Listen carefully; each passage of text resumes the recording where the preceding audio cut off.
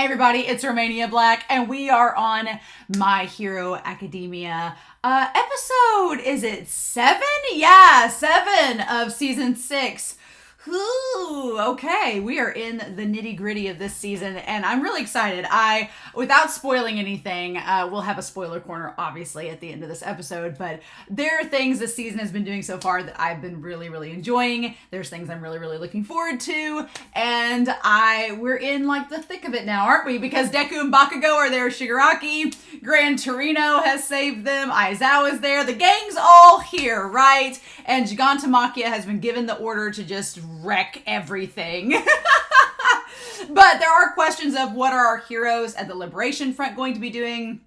Are they going to keep fighting the Liberation Army? Are they going to try fighting Gigantomachia? What are we going to do there? I mean, honestly, logically, the only one that would pose a real threat to Gigantomachia perhaps might be Mount Lady because she's huge. But other than that, like, are we going to try to, like, all gang up on him? What are we going to do with that? Gettin's there with the ice, so that makes things even more complicated, and he's battling Cementos. So Cementos's powers are a little bit diverted towards him at the moment. How are we going to combat that? What's the League of Villains going to do? Toga's on a rampage, seemingly. What's Compress going to do? What's Dabi going to do? It's just, there's all these questions. Spinner, Redestro, everything's up in the air, and we're kind of in the thick of everything. And where the last episode left off, it's like, okay, what is going to happen now, and what is Shigaraki going to do against all of our heroes? So we have 2 different locations, right? And someone is following Bakugo and Deku to the site. So which of our crew from 1A is that? Is it even someone from 1A? We don't know. So yeah, there's lots of questions up in the air, and obviously the fun thing is I know the answers to some of those questions because I remember it, but since I've not gone back and read the manga, there's a lot of questions I'm like, I don't remember who that is or what that is. So it'll be fun to watch this episode and see what all is actually answered for us going into episode 7. So that's really exciting.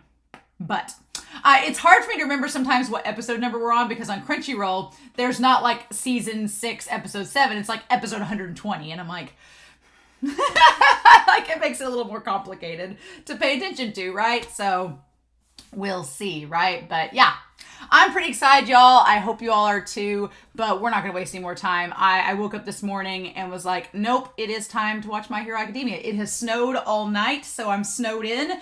What else do I have to do today? So we're going to get started on that and see, but we're going to start episode 7 of My Hero Academia, and we're going to do that here in 3, 2, 1, and let's go.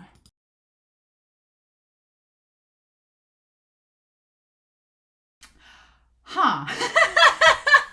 Like I said at the end of this episode, I forgot a lot that happened in this episode. I had an idea of where we were going, and we'll talk more in the spoiler corner about that, but I had an idea of where this episode was going to go, but I've not, like I said, read the manga in a long time, so there were a lot of things in this episode I was like, oh wait, that happened? That's happening now? We're doing this now? I felt like Bertolt and Reiner, like, okay, we're going to do this now? Okay, sure. So yeah, lots of fun stuff in this episode, and it was just like, it kept going, and by the end of it, you could kind of sense where the episode was going to end, and I was like, oh, don't do that, don't do that, don't do that, and so I was like, dang it, no! So, I'm just like, oh my gosh. Definitely, if we were splitting this season into 2 cours, with episode 13 or 12 being like the halfway point of the season, you can kind of feel it, right? You can kind of feel that the first cour, we're like in episode 7, we're past the halfway point, we're ramping it up to something, and then go from there, right? So that's rather curious. God, the spoiler corner, we'll have quite a bit to talk about. But yeah, I want to go back to this episode and just kind of detail what all is going on. They would have to show us Inko and Fiumi and everybody just having like the best time just teaching and being parents and being like, oh, look at our whippersnapper kids and teaching the youth of the next generation, and then juxtapose it with death and destruction happening all around us. They would have to do that, right? And seeing Natsu in school, I'm just like, oh my gosh. I do want to make note, the fact that Bakugo's mom, the fact that their Family Memories album has a bomb on the cover of it. It's like they know. They know. They're like, yeah. And it's Katsuki's memory. They're like, this kid, he's a live wire. Look at him. They just put a little bomb as a symbol for him. Like, out of the womb, they knew Bakugo was going to be this fiery kid. I love it. It's absolutely great. But yeah, so then what's really great about this is, again, this juxtaposition. They kind of give us that at the beginning, showing Fuyumi and Inko and Bakugo's mother, like the idea of the adults versus the kids, the older generation versus the younger generation. And that's kind of exemplified all throughout this episode. All throughout it with the heroes. You have Gran Torino, you have Aizawa, these two mentor figures that are fighting Shigaraki, and Endeavor as well, who has been a mentor figure for Bakugo, Deku, and Shoto, and being a literal father to Shoto as well. And so you have them battling Shigaraki, representing the older generation, but then you have the UA kids representing the younger generation, the up-and-coming generation of heroes, and kind of showing not exactly the mantle being passed necessarily, but that the adults have... It depends. Some of the adults, like with Midnight, have faith that the new generation of UA students are going to be able to do things. Like Midnight's like, it's all in your hands. I know you can do this, Momo. Do the thing. I have faith in you. So you have that side of it, but then you also have Aizawa and Gran Torino, who are like, we want to protect you still. You're not ready to take over the mantle yet. Don't just stay here. Let us do the thing. So you have the adult generation, the older heroes, and kind of seeing two different sides of it, where on the one hand, like Midnight's ready to pass the mantle on because it's necessary, it has to happen, and Gran Torino and Aizawa are like, no, we can still protect them, let us still try to do this, right? And then you have a Shigaraki who's just like, don't care. But also in the same vein, you have All for One, who is representing the older generation, and he's trying to maintain control of that newer generation within Shigaraki. And Shigaraki's like, nah, I like Limp Bizkit starts playing, and he's like, I'm gonna do things my way. And it's like, oh my god. And so I really liked that thematic element that's sort of spread out throughout this entire episode. We find out that Shigaraki can control his decay. Fine. Shigaraki is also not afraid to kind of spit on the idea of this generational, passing of the torch. He kind of spits on it, like when he lands on Endeavor. It's such a manga moment, and I feel like it was kind of underwhelming here, but in the manga everybody was freaking out like, oh my god, Shigaraki. But him just standing on top of Endeavor with the hand raised, and the funny thing is, he's like, was this the right hand? And it's like, well, are you imitating All Might or are you imitating Endeavor? Because the hands switch between the two of them because they both represent different things. So it's like, oh well, what is it, So there's that, which is a lot of fun. But yeah, so it is a big question of what do we do as heroes in this situation? Do we let the kids take over these literal child soldiers, or do we try to protect them? And in Midnight's case, she feels like there's really no choice. They're the only ones that can help, right? And she's lamented in episodes past that she hates the idea that they have to rely on the kids to do things, but they just really... they don't have a choice. But yeah, Shigaraki his cape's all tattered and everything. His pants are all ripped up and everything. The animators, Bones decided, which granted, Shigaraki in the manga is pretty ripped, but Bones has decided, they're like, yeah, we're going to roll with it. Like, he's pretty thick in this episode. I was like, damn, Shigaraki, that's that test tube you were in. Were you doing crunches while you were in it? And then the doctor's just going crazy, and President Mike, I'm sure President Mike is just ready to just be done with it. But God, Endeavor trying his hardest, being like, I don't know exactly the situation. I like that Endeavor, the one thing I'll give Endeavor credit for is that, in any other shonen, Endeavor's character might be like, okay, what's going on? And like stop what he's doing and ask the kids questions. And here he's like, no, we need to take care of Shigaraki first. We'll deal with this later. You guys just stay here. We're good. And poor Aizawa isn't able to blink. He's not able to do anything. He just has to sit there and keep his eyes on Shigaraki, which would be torturous. It makes me think of like Clockwork Orange. Like he's got his eyes like all fixated. And Manuel's just trying to keep him moisturized. And Rocklock's just trying to keep him stable. And I forgot that Deku actually comes in and prevents Shigaraki from getting to Aizawa. I forgot that happened at this point. When he bumped into him, I was like, oh, we're doing this now. Oh, okay. But that heartfelt speech that both Bakugo and Deku make, where they're like, no, we love Aizawa. He's our teacher. We're not going to let you hurt him. It's so damn sweet. And Aizawa's just like, And at one point you can't tell if Aizawa's crying or if he's actually like, if it's the water from Manuel or if it's his tears or both. You can't tell, but he's just like, you kids! Because like this whole time, you know, it's kind of implied that Deku and Bakugo and the UA students, they love Aizawa as their teacher. But here they actually like get to emphasize it. And it's the sweetest thing. I'm like, oh my God. But yeah, Deku and the scenes of Deku and Shigaraki like just holding each other against one another and Deku being so mad and Shigaraki's just like, what the hell? I like Shigaraki's like, I don't know who this is. I just know he's a good hero. I just want him out of the way. I didn't ask for your backstory relationship with your mentor. And it's kind of interesting too because you have All For One, who has been Shigaraki's mentor, but he's been kind of very controlling and grooming and things like that, and hasn't really had that one-on-one connection with Shigaraki like Deku and the others have had with Aizawa and Deku with Gran Torino. And you have his mentors right there in front of him. Gran Torino and Aizawa are right there in front of Deku as Deku's pouring his heart out about how he loves his mentors. And it's just like, it's so damn sweet, right? It's so sweet. And Bakugo says his love language too. His love language is explosions. And so he's like, I'm just going to fire off at y'all. And Shigaraki at this point, his body's been so augmented that he's like, what is this, a firework or something? Like he's not even affected by Bakugo.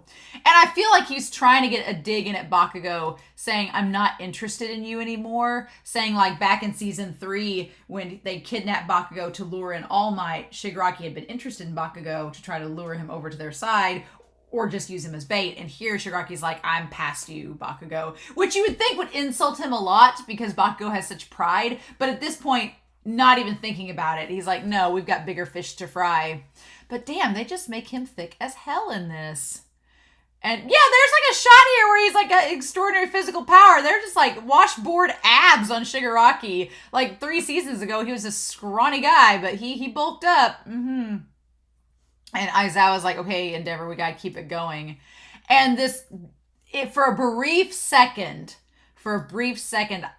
Shigaraki gets taken over by All For One, where he's like, I want my brother. And Deku's like, oh God, his brother. He's talking about the first user that's inside of me. Oh God. Which again, talk about parallels. Shigaraki trying to be controlled by All For One. All For One trying to take over Shigaraki and use him. Whereas you have Deku who has all of these one for all spirits inside of him, but none of them try to take him over. They talk to him, but they don't try to take him over like what All For One is doing with Shigaraki. So it's a cool contrast again too. But Shigaraki being like, no, this body and power is mine, not yours. He's like, I'm thankful for all you've done for me, All For One. I'm glad you did this and gave me all this strength and your powers, but he's like, you're not taking over me. Nah. And I love that he's just like, your sense of self is too strong, master. Like, no, I'm still gonna be me. It's my power and my body. Which, good for Shigaraki for saying like, you don't get to control my body. Like, good for you. My body, my choice. By Shigaraki, good for you.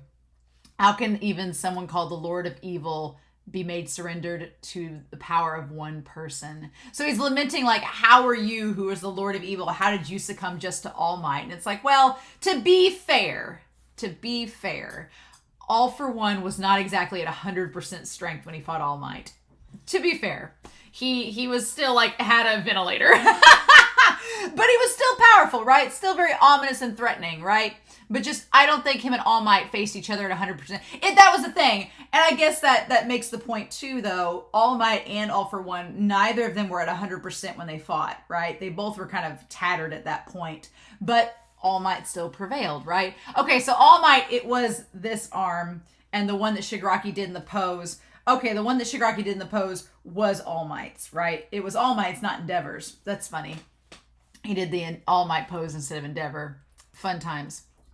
So he keeps going after Endeavor, even though he was going after to steal a power, even though he couldn't do it because of Aizawa's quirk. So that's interesting. It's like he just gets overwhelmed in the moment, thinking about All For One and forgets that he can't use his quirk to steal things. But then Gran Torino shows up. Gran Torino, this old man, he's still bulking up his body. I want to talk spoilers so bad, but I can't. So all I will say this is that Shigaraki does not care who Gran Torino is. He's like, who the hell are you? And Gran Torino seems to take this personally when he's like, don't trample on Shimura's memory any longer, which is Nana, which is All Might's teacher.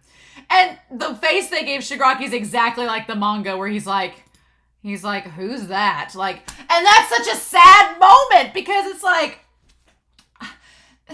Shigaraki doesn't realize that Gran Torino's talking about his grandmother, the one that he said was a hero and found the portrait of. He doesn't realize who Shimura is. But in Gran Torino, it's so frustrating. And Gran Torino being like, the blood relationship my master severed for the sake of peace. We'll talk in the spoiler corner about it, but he's like, okay, he flashes back to All Might being like, you can't let this be personal. It's heroes versus villains. You gotta let it go. We'll talk in the spoiler corner about it. I have lots of things to say. But in any case, Bakugo's just like, you think you can ignore me? You must be high! I really want like an anti-drug campaign with Bakugo as the sponsor. I really want like Bakugo being like, don't be high, you fools, like firing grenades at them. I feel like Bakugo could do a very good anti-drug campaign with its My Hero Academia themed. I feel like him and Ida and Shoto could be great spokesmen for it. God, it'd be great. I wish we could do that. What is this deal though with I'm just now noticing there's a moment here where Bakugo's about to fire at Shigaraki, and Shigaraki's like got the sunlight gleaming on him. God, why'd they make him so ripped? I feel like I've said that way too much in this discussion, but I'm still floored. I feel like it was like that in the manga, but they really went all out with it. And I love that Deku's standing there to face Shigaraki, and Shigaraki's like, I care about Deku, not you, Bakugo. And Bakugo's like, well, Deku was just bait so that I could get you under me so I could fire my laser at you. Oh my God. And then Endeavor going up there to face them. And Endeavor does not know what's going on between Bakugo and Deku at this point, but he flashes back to All Might, and All Might's like, look, you are not me. You have to be the number one hero in your way, and whatever you represent is going to be different than me, but that doesn't mean it has to be something bad or less, right? And I do like that Endeavor's like, where's Shoto? And they're both like, we didn't bring him. So I have a lot of issues with Endeavor as a father figure, but I do like that he does ask where Shoto is. He at least wants to know where his son is, because he's used to his son being attached to the hip to Bakugo and Deku. So there's that. And so yeah, the old commission, the government commission, who still has the invisible label on, which is ridiculous. They're like, we see a bunch of surges in fire and like explosions, so they think it's Endeavor. Well, it's Endeavor and Bakugo, so they're half right? But then we cut back to Gigantomachia, and Jiro and Shoji like keeping watch and realizing that he's coming towards them, right? And I forgot that he just reached up and yoinked Compress. I totally forgot about that. I forgot that Gigantomachia like grabbed them and ran. I forgot about that part. I was like, how is Compress and them gonna get to Gigantomachia? No, he just goes up and grabs them, and Compress is like, oh, I love the animation of Compress just popping out like a little Pop Goes the Weasel, where he's like, I'm here. I love Compress, low key. He's one of my favorite League of Villains, him and Twice.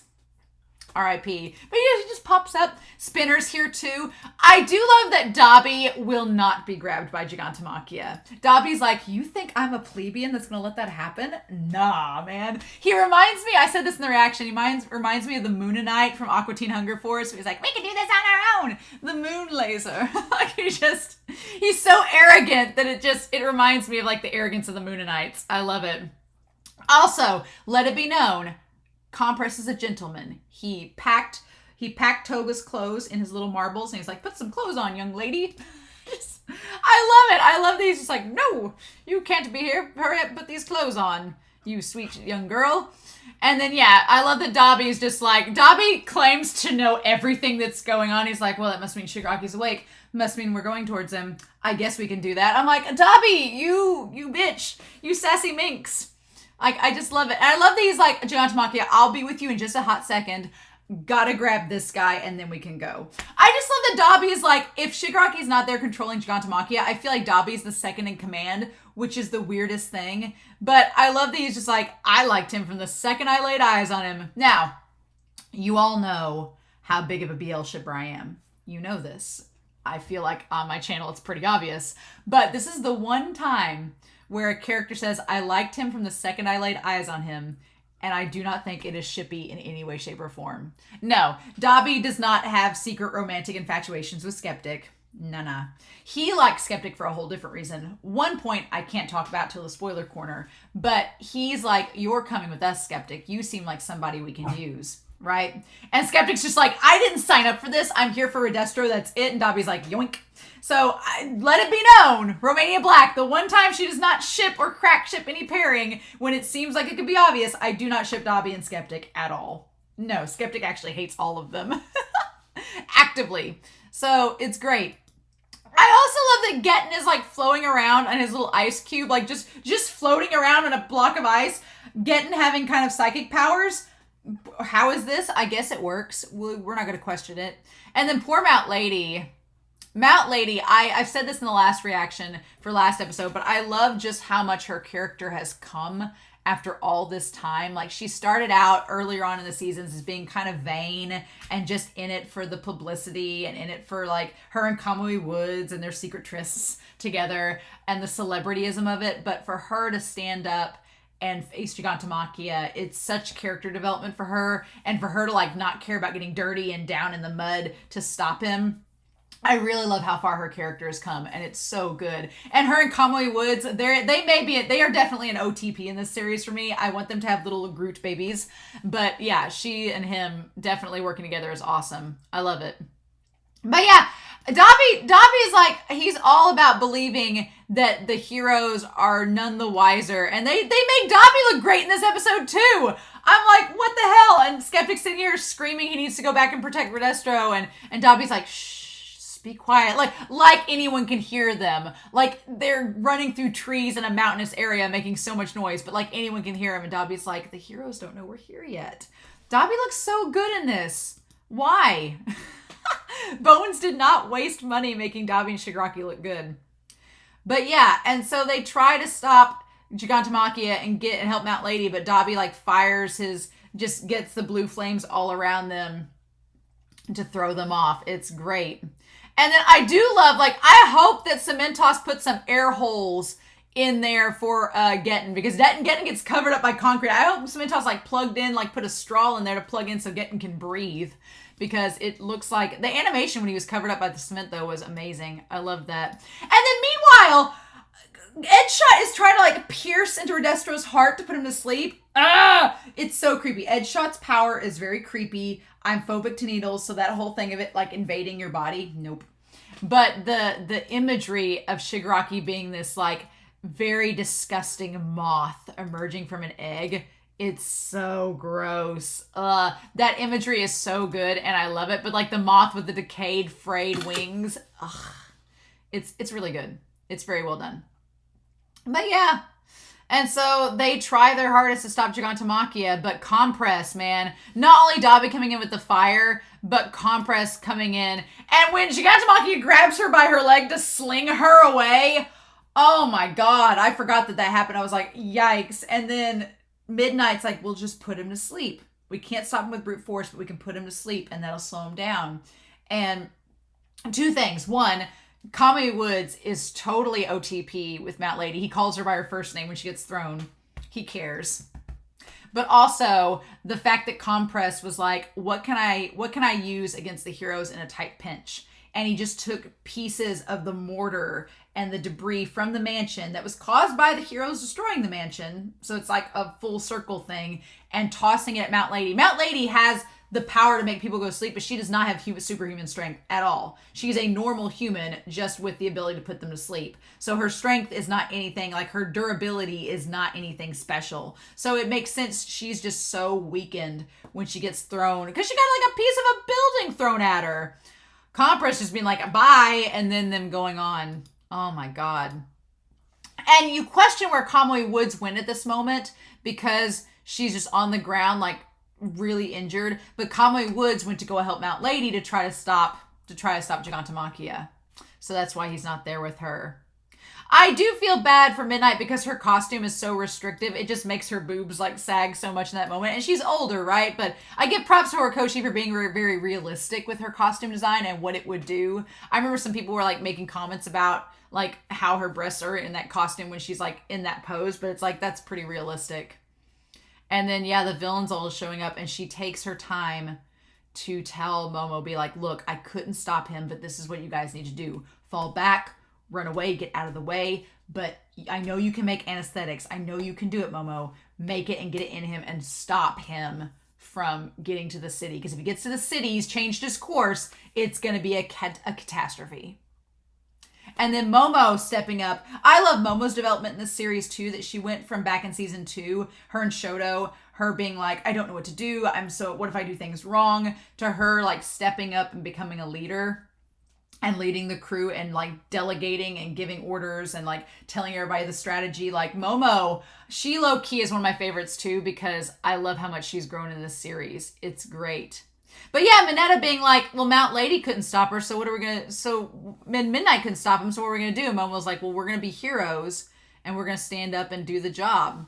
Like, we've gotta fight. That's, at this point, that's all we can do. She's like, I'm not gonna show my back to a villain, and it's like, it's so good. But I have a lot of spoilers I want to talk about. I want to talk about more, but I know that I'm gonna spoil if I do. So I'm gonna have a spoiler corner. It shouldn't be too long. But I'm going to have a spoiler corner, but I want to go ahead and talk about that because otherwise, if I keep talking, I'm going to spoil. So, none of that. But I hope you all enjoy this reaction discussion. It's a lot of fun, but I've got some manga spoilers I want to talk about before we end the episode. So, yeah, I really enjoyed this episode. The animation was wonderful. The moments, like, it went so quickly. Like, this episode was such a fast-paced episode, setting up stuff. And so I'm like, yes. But I'm really excited to see where it goes, y'all. And I want to talk about some spoilers before we end. So if you're not sticking around for spoilers, thank you all so much for watching the reaction and discussion. I hope you all enjoyed it. And yeah, I will see you all next week with more My Hero Academia. For everybody else, oh my God. So many things I'm being reminded of at this point that I was like, oh my God. So let's go back. And just, oh my God, like there's so many little things in that opening. I mean, obviously with Inko, they're setting up like her being worried about Deku, but there's the things with Katsuki's mom holding the memory book of Katsuki. I remember when that dropped in the manga and everybody was like, is something going to happen to Bakugo? And it's like, yes, all the things are going to happen to Bakugo, actually. And it's like, oh my God. But there's that.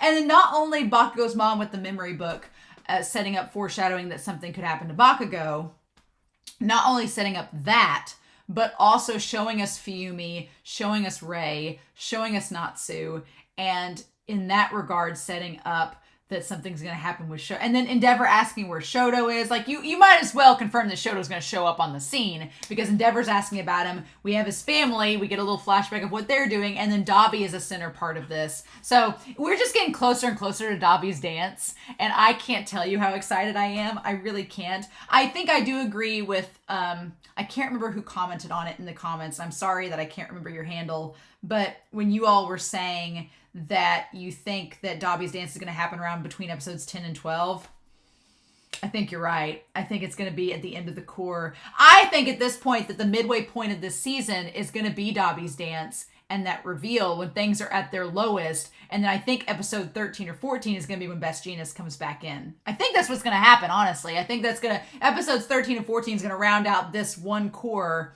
this one part of the season, and get us into the next part with Deku's emo phase. I think that's what's going to happen, honestly, because I feel like Dabi's dance is going to be around the episode 10, 11, 12 mark. I think that's going to be it. Oh my God, but it's just, they're just, Horikoshi's just slowly building up to it, and it's like, oh my God, Horikoshi, what we doing? But it's happening. It's gonna happen. So I'm really excited. And the whole preface with his family being here, it's just a big darn tease, right? A big darn tease. The whole part with Shigaraki looking ripped was really great, but Aizawa and Gran Torino, there's just like all the ominous flags in this, because Aizawa's the linchpin of all this. If Aizawa falls, we're screwed. And so in that regard, you just have to sit there and go, what do we do, right?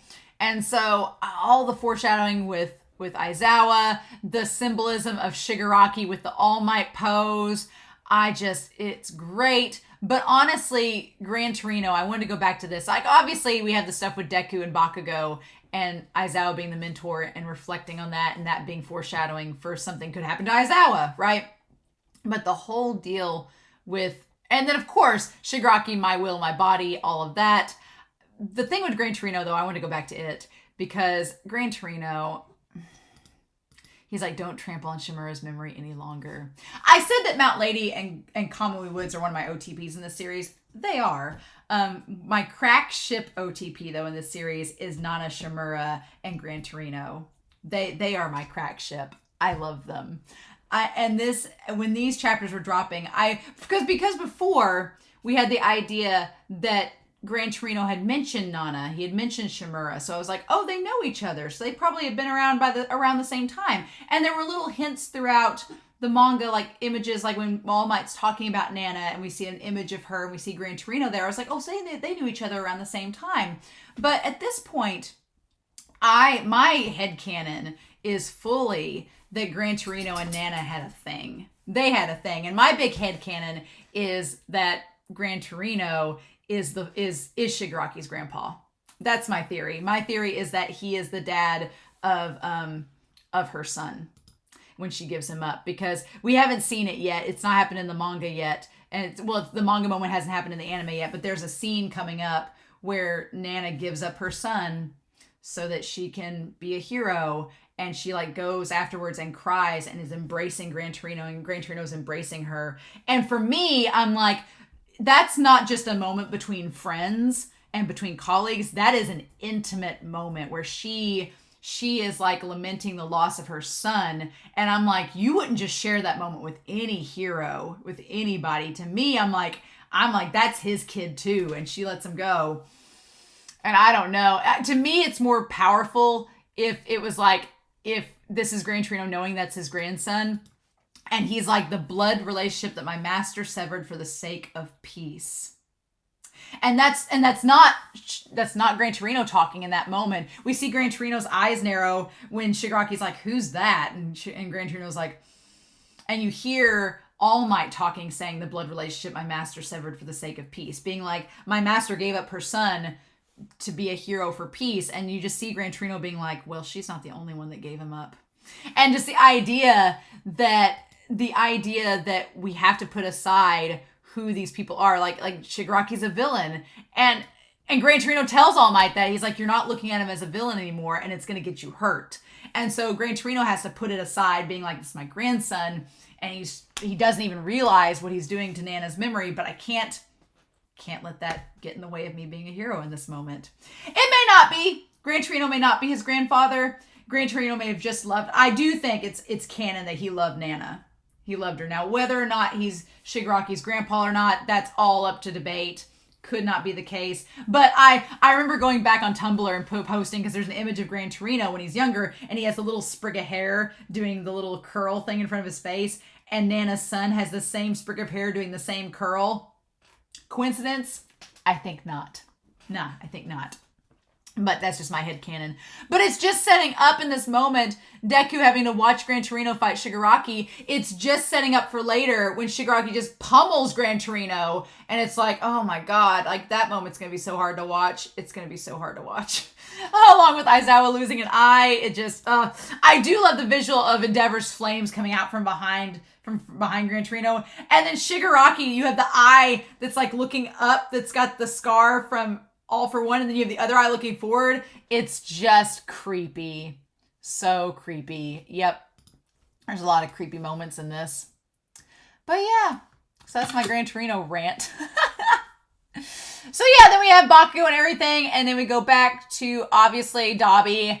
Dabi just prepping. He ever since he figured out Gigantomachia was on the move, he's been choreographing his dance moves for the last 3 episodes. He's ready to go. When he shows up, it's just, God, it's gonna be great. Y'all, I don't know if you realize how much I'm ready for the Dabi dance. I'm so ready for it. So ready for it. But yeah, poor Mount Lady. She tried, man. She tried so hard. I don't remember what happens to Redestro out of all of this. I don't remember what ends up happening with him versus Edgeshot. But Midnight. I didn't want to say anything more in the reaction because I was like, it's, again, this idea of passing the torch from one generation to the next. You have Aizawa and Gran Torino who are not ready to pass the torch, and they keep fighting for those kids. And then you have Midnight, who is ready to pass the torch on Momo. And the foreshadowing of that being that Midnight's going to die and literally pass the torch on is amplified there. But then there's that. And then you have Aizawa and Gran Torino, who are not ready to pass on the torch, and they don't end up dying. So it's that juxtaposition. But God, if you know what's coming, that final speech by Midnight to Momo hits so much harder because you're like, damn it. She is about to die. And when those villains, and you don't really know it, right? You don't really know it. Because if you go back to the scene, like she is, like granted, when I was saying that, I was trying to beat around the bush in the episode and be like, oh, don't say too much. But like she got hit by a piece of mortar, like a piece of a building. Like she's on death's door. And you don't really think about it. You're like, oh, she's invincible. She's fine. No, she's not super strong. She's not. And so when those villains come up from behind her, reading the manga, you're like, oh, Midnight will be fine. She'll be safe. And then later when the dust clears and you're like, oh, she died? Oh my God. Like it was such like a hammer over the head. You're like, oh, she didn't make it. Like this arc and this point of the series definitely hammers home that people aren't safe in this series and characters are going to die in this series. And it's like, oh shit. Like Night Eye dying is really sad because of the implications it has with Mirko and all this. But Midnight kind of is one of those characters you're like, oh, she's going to make it out fine. And then she doesn't. And you're like, oh, crap. Okay. Speaking of Mirko, I had to keep it in the very beginning scene where we see All Might holding Eri. I was like, I forgot Mirko's going to be in this. I forgot about him. I'm just waiting for the anime only people to be like, oh, there, Lemillion's here? What? He got his powers back? What? Oh my God. Like the quirk bullets are a nice little subtle reminder of things to come, right? Definitely is. But man, this episode, it went by super, super quickly. Very quickly, in fact. And there's so much that's getting set up within it, but it's not come to fruition yet. So I feel like I could go on about all the things that are yet to come, but I feel like I need to talk about them as they happen in the episodes. But there's so much foreshadowing in this episode. So much foreshadowing. So much that's ominous. So much that you're just like, what is going to happen? And it's just really good. And these poor kids all rallying together to face off against Gigantomachia. Because yeah, the idea, if I remember correctly, the idea is that they get him with the anesthetic just enough that he passes out as he gets to Shigaraki and he can't fight them. That's the idea, right? He makes it there, but damn. Things are going to get crazy in the next several episodes. I'm really excited for it. Like, this episode was really good, but it was also a setup for everything that's left to come the rest of this first cour, and I'm so excited for it. So, I'm going to go watch the preview now. Haven't watched the preview yet. But I might do that with the sound off while y'all are here to see what we get. Okay, Class A and Class B working together. Yep, to Gigantomachia. Oh, and get Shigaraki versus Deku and Bakugo. The League of Villains versus UA students. Oh, we get stuff with Pinky. Oh, we get with her. Okay. All right. So yeah, that's going to be a chapter build up. They don't give us a lot in the preview. But yeah, it's going to basically be the UA students versus Gigantomachia, and then Deku and Shigaraki and Bakugo facing each other. Okay. All right. I feel like those chapters in the manga went by so quickly, so that's going to be interesting to see in the next episode. So yeah, getting closer. Episode 8's next. I do think though Dabi's dance is probably going to be around episode 12. I can hold out till then. Just know my fangirling will not be contained. That's going to be around Christmas, isn't it? Is that going to be around Christmas? That's going to be a Christmas gift. Oh my God. If we get Dabi's Dance episode 12, that's going to be around Christmas when it comes out. Horikoshi, you know what you're doing. You know what you're doing, right? Mm-hmm. Okay. So I hope y'all enjoyed this reaction discussion. I had a lot of fun with it, but I'm really, really excited to see the next couple episodes. I cannot tell you how much. So this was still a really good episode, though. Lots of things to talk about. So in the meantime, I hope y'all have a wonderful week.